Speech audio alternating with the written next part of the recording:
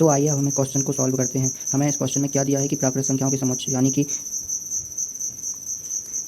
यहाँ हमें दिया है प्राकृत संख्याएं क्या होती हैं, 1 2 3 डैश डैश डैश, मतलब इन्फिनिटी तक प्राकृत संख्या। तथा आर बराबर क्या दिया है, आर बराबर एक्स वाई एक्स प्लस 5 तथा एक्स 4।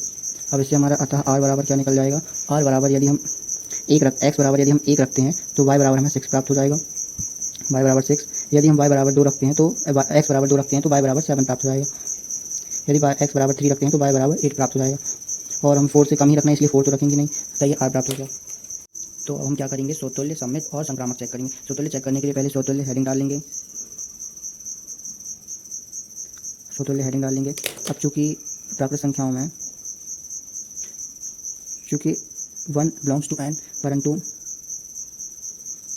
1 आर में बिलोंग्स नहीं कर रहा है ना, इसलिए यह सममित नहीं होगा, यह समतुल्य नहीं होगा, सॉरी।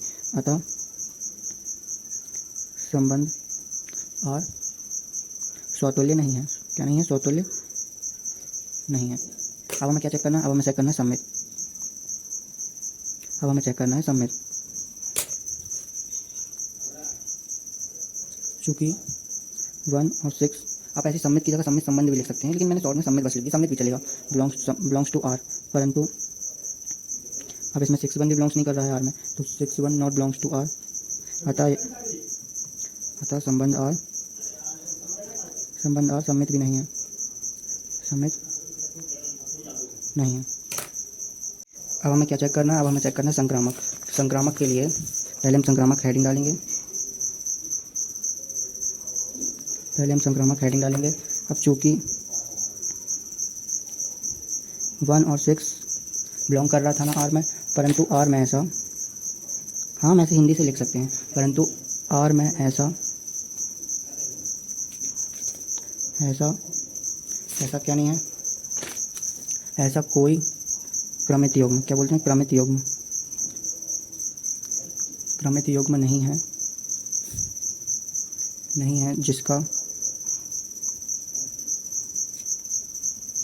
प्रथम घटक या अवयव एक ही होता है। घटक भी लिख सकते हैं आप, अवयव भी लिख सकते हैं, मैंने अभी घटक लिखा है, घटक 6 है। और इसी प्रकार क्रमित युग्मों 2 7 और क्या था 3 8 के साथ है। उनमें वैसा ही है कि मतलब तो उसका प्रथम घटक 7 नहीं है, 8 नहीं है, 7 है, ठीक है। अतः संबंध आर यहीं लिख सकते हैं, अतः संबंध आर संक्रामक है।